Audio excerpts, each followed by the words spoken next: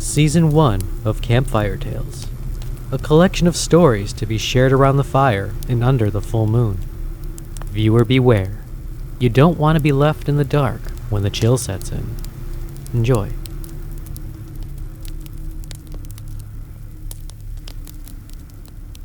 Night Watch, written by Michael Crosa, performed by Jon C Cook.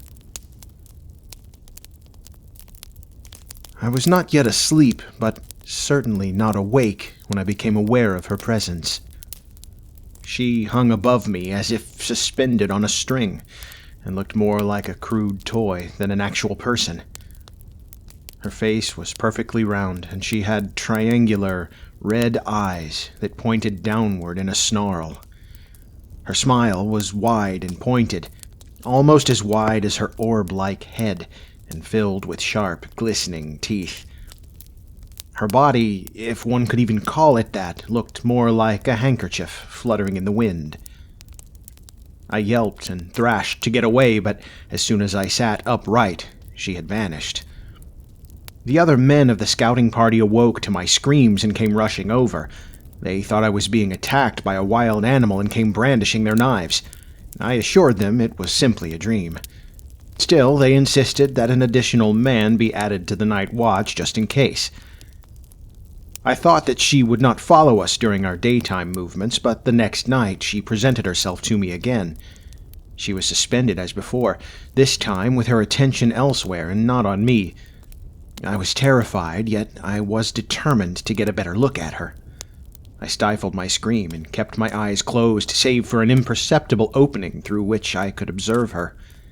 She hung beyond me almost passively, surveying the landscape and swaying gently in the mountain breeze. A whimper escaped my lips against my will. With that slight noise, she turned suddenly and fixed her eyes on me. Before I knew it, she was inches from my face, glaring at me. And still I managed my ruse of slumber. Through the slivers of my eyelids I could see her mouth, still stretched in an impossibly wide smile. The stench of her frigid breath filled my nose, and liquid oozed from between her teeth and onto my face. It dripped on my cheek, on my forehead, and onto my lips. It was cold, but the taste was immediately recognizable as blood. At this, my brother, I could not contain my fear any longer. I yelled for my comrades and thrashed my arms to push her away. "She is here again! Save me, brothers!" I cried. I scrambled to my feet as the men came running over. "Blood! Blood!" I gasped as I tore at my face, but the watchman's lantern showed that there was no blood, only sweat. I looked around madly, sure that I could spot her figure, but once again she had vanished. This time my brothers were not so kind. "Fool," they said. "He's a dreaming child," they said. Eventually, the men grumpily returned to their kip and decided that only one man needed to be on watch duty. The third night, she did not appear at all. I thought perhaps we had finally outpaced her, or that we had left her territory. I had thought of nothing but her as we walked, and her absence filled me with sorrow. The more I pondered her leave, the more I became sure that she was angry with me. Wouldn't you agree, brother? I kept anxious vigil for her the fourth night. As I waited patiently, a brilliant plan sprang to my mind. I rose from my blankets and calmly approached the watchman who stood beside a tree, relaxed but vigilant. He waved to me kindly in the dim lantern light. "Can't sleep?" he asked as I approached. Without warning, I plunged my dagger directly into his throat, taking special care to punch fast and hard enough that he could not speak. As he lay dying, drowning in his own blood, I made parallel lacerations across his eyes, nose, and chin. I stood for a moment to admire my handiwork, and soon heard rustling from the camp. "Bear!" I cried. "There's been a bear attack!" I dropped to my hands and held the man such that my bloody hands and knife would not be questioned. The other men came rushing over, each with genuine terror on his face. "Light a fire," one said. "Fetch him some water," said another. What fools! A dead man needs not fire or water, brother. I played the part of shock and grief as the other men set about digging a grave. We mourned his contributions and chatted about how we would tell his family and what to say at his funeral. The men cried and passed around a bottle of whiskey. They drank to calm their nerves. I, however, drank in secret celebration. By the time that we had finished his burial and tidied away the whiskey, the morning birds were already starting their disputes.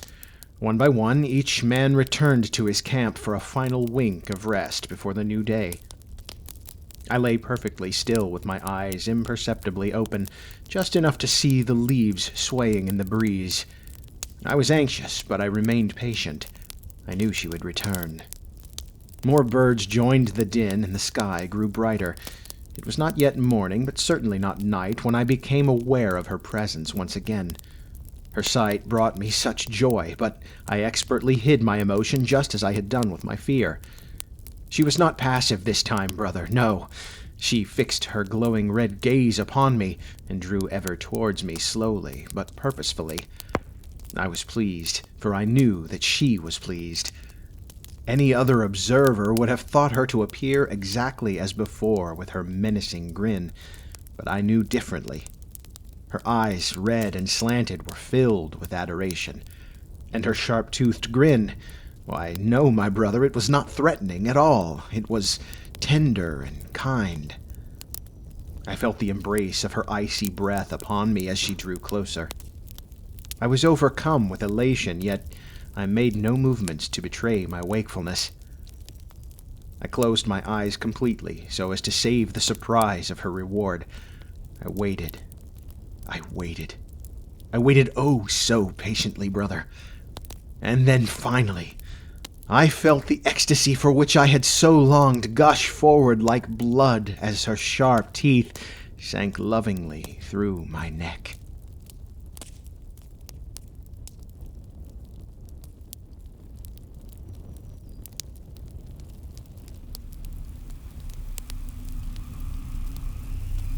Spook.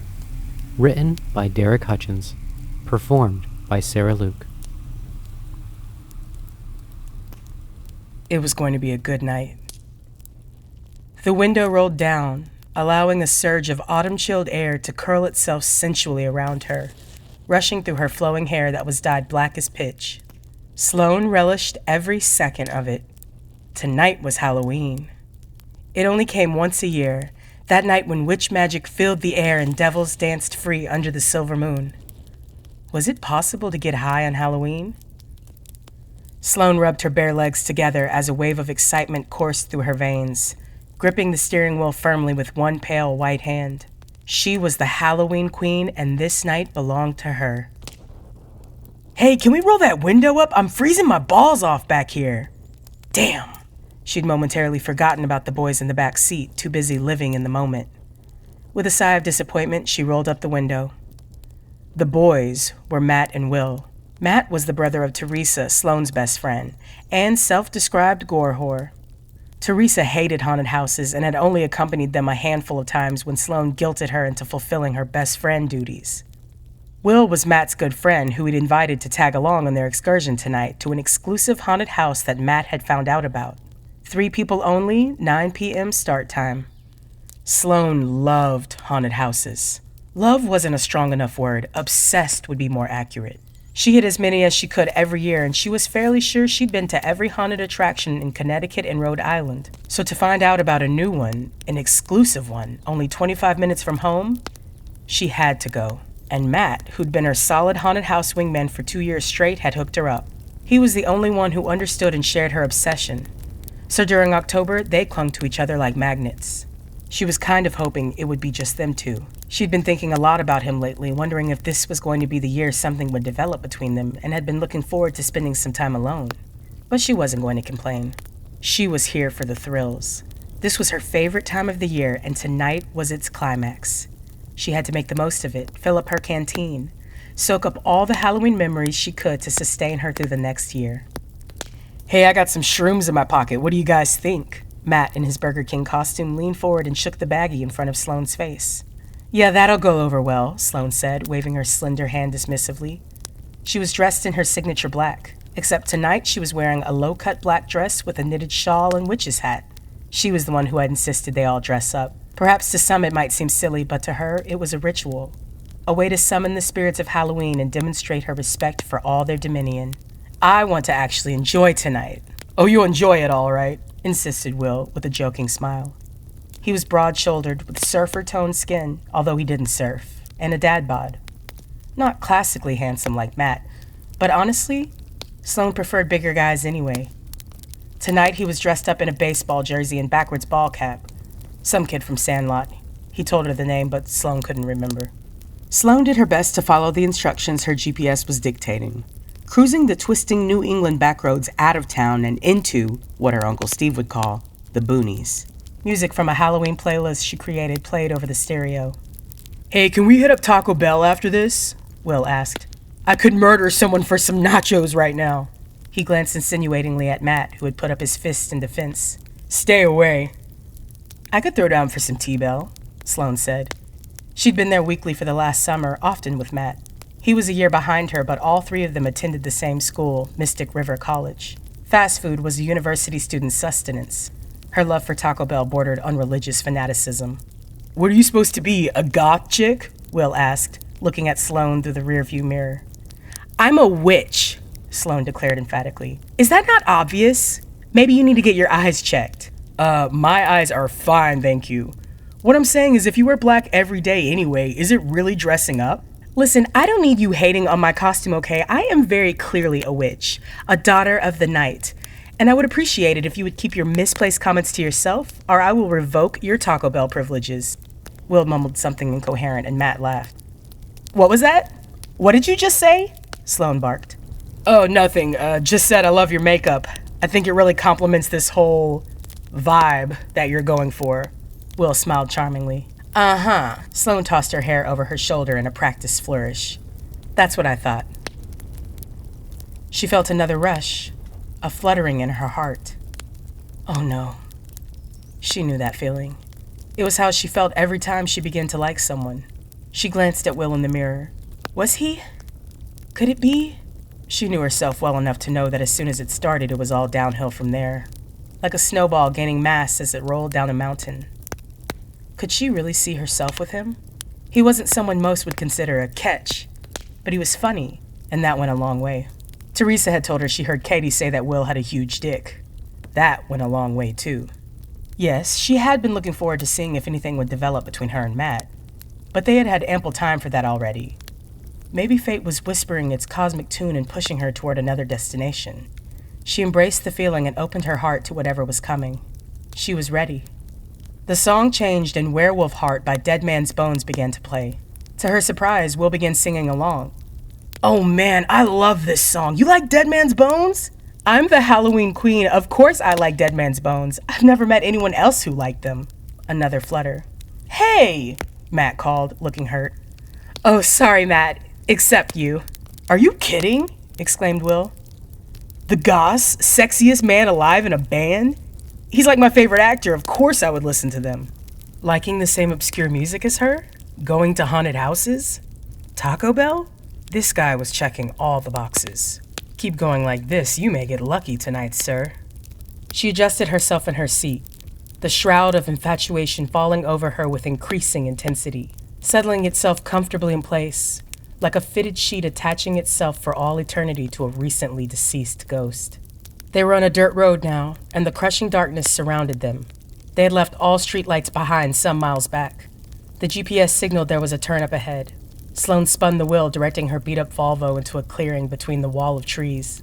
A couple of lights on stands had been posted to mark the entrance, but that was the only light in the vicinity, probably for miles. A handful of what looked like raggy old circus tents had been set up and strung together in the dirt lot. Sloane knew immediately this must be their destination. She'd been pumping herself up for this all week, but now that she was here, it seemed lame. An exclusive attraction? She didn't know exactly what she'd been expecting, but not this. Still, she shoved her first impressions to the side, determined to give this a shot. Who knew? This might be the most legit place she'd ever visited. She parked her car off to the side of the clearing and killed the engine. Dude, we are legit in the middle of nowhere. Sloane turned around to face the boys. Yeah, man, what if these guys are axe murderers? Will asked. First of all, Matt said, hands bracing the seat, I'm feeling personally attacked right now. Second, the location is part of the atmosphere. That just makes it all the more scary, which makes it all the more awesome. Where'd you find out about this place again? Sloane asked. I already told you. I genuinely forgot. Matt sighed. I found a sign on a billboard with a number to call for reservations. The guy I talked to said they only do one group per night. I booked us the final spot. Dude, if there are clowns in there, I will freak the fuck out, Will said. He was smiling, but Sloane got the feeling he wasn't joking. They stepped out of the car and walked across the lot toward the entrance where a lone attendant waited under a red light. Beside him was a wooden sign with the name of the attraction, The Scream Farm, painted in large red letters. The paint had been allowed to drip off the edge of the sign to make it look like blood. Matt, Will, and Sloane instinctively grew closer. Sloane linked arms with both boys. Getting intimate with others was half the fun of coming to haunted houses, and Sloane had 2 boys to cling to? Hell yeah, she liked that ratio. The attendant was bulky and tall, dressed in a tattered gray cloth tunic cinched around their massive waist. Their face was hidden behind a featureless plastic mask painted gold that had holes for the eyes and mouth.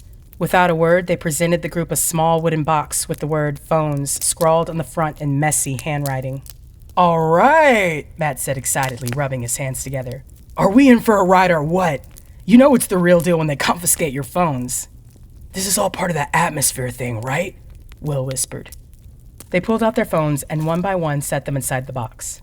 Sloane looked right into the attendant's eyes and said, If you lose or damage this, I will raise hell. Spoken by a witch, so you better believe her, bro. Will winked at Sloane, and she didn't even find it creepy. The gold-masked stranger pulled back the flap covering the entryway, silently beckoning them to enter. Sloane's heartbeat began to rise as they passed into the first tent and were met with absolute darkness. What have I gotten myself into? Her leg brushed Will's, and she slid her arm around his, their fingers intertwining. What is this hold you have over me? Take me and lock me in your heart-shaped box, you clever sorcerer. I'm yours forever. They guided each other on into the unknowable gloom. How far are we supposed to go? It was Matt's voice, but there was no body attached. Sloane held her free hand out in front of her in case they ran into a wall. I might scream a lot, she whispered. Me too, confessed Will. She felt his feet stop moving, so she stopped too. What if we're supposed to wait? He asked. For what? Said Matt. Let's go. You just gotta keep moving in these things, bro. Sloane heard a clink, the rattling of a metal fence. Her fingers found it a second later, a chain-link fence by the feel of it. It was flexible wire, but still impenetrable. Let's just follow this. Matt's voice was swallowed by the alarming rev of a chainsaw. Sloane could smell the gasoline. It was so close. They could see nothing but an eternity of shadows. She grabbed Will's arm tighter, snuggling up against him. I think I just shit my pants, Will exclaimed. A strobe light flashed, lighting up the chamber for a brief moment.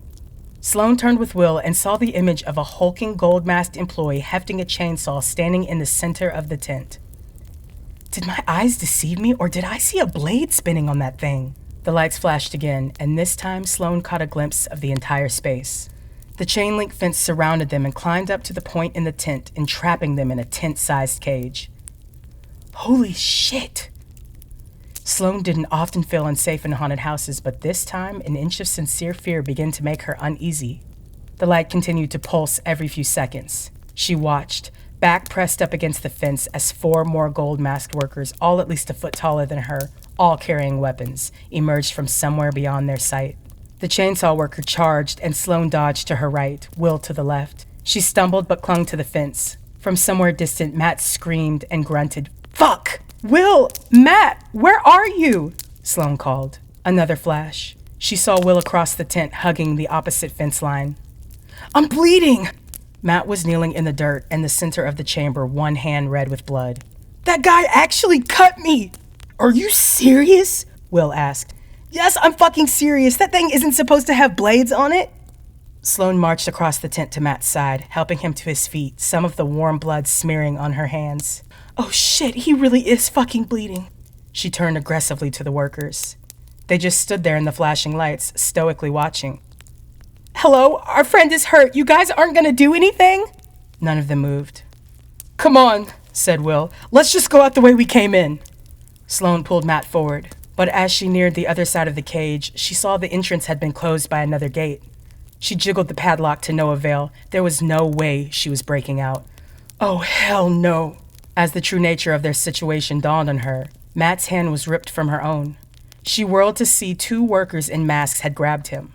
They held him as a third swung a wooden club at Matt's knees. She heard his bones cracking and his blood-curdling scream fill her ears. Help me! Stop it! Stop! Another crack and another scream. When the light flashed again, Matt was gone. It was like he had vanished into thin air. Sloane moved toward the center of the tent, trying to figure out where he had gone, but one of the workers blocked her path, wielding a pitchfork. She turned to run around them and felt white-hot pain as the sharpened blades sank into her calf. She cried out, fell, and got a mouthful of dirt. Will! She said weakly, biting back the pain. Tears stung her eyes. This wasn't a haunted house. It was a slaughterhouse. Hey! She turned to see Will, cut and bleeding, fighting like an animal as 3 workers ganged up on him. Let her go! Don't you hurt her! My Black Knight. She watched helplessly as they threw a net over Will and began dragging him behind them.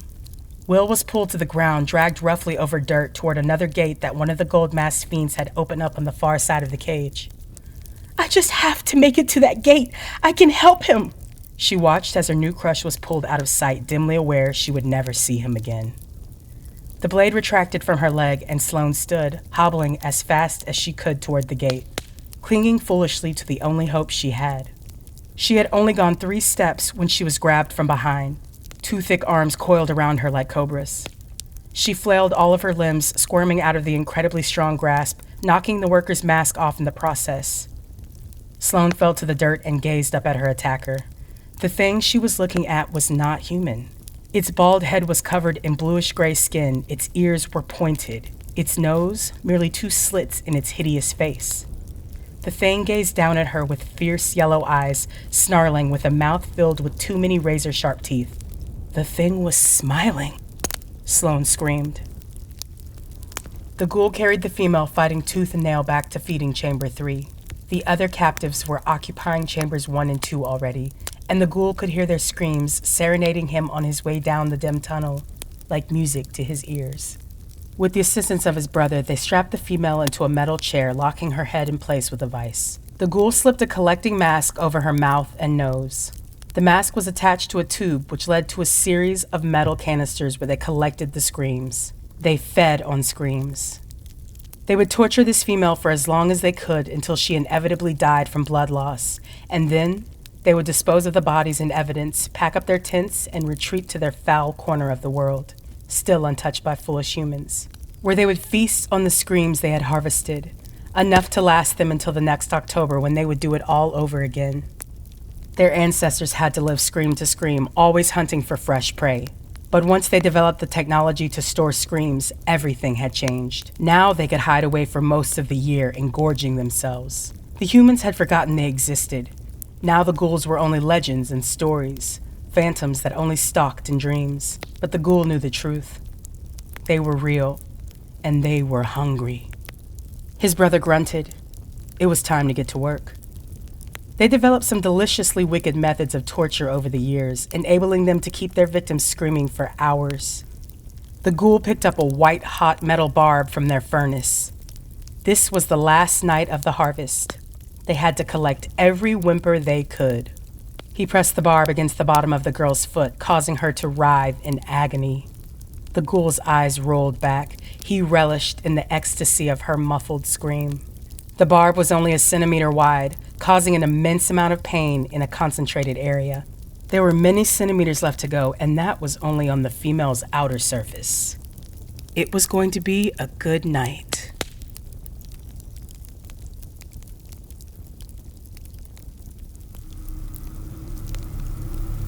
Thank you for listening to this episode of Campfire Tales. For many more stories and investigations into the depths of horror, please check out Lunatics Radio Hour, available anywhere you listen to podcasts.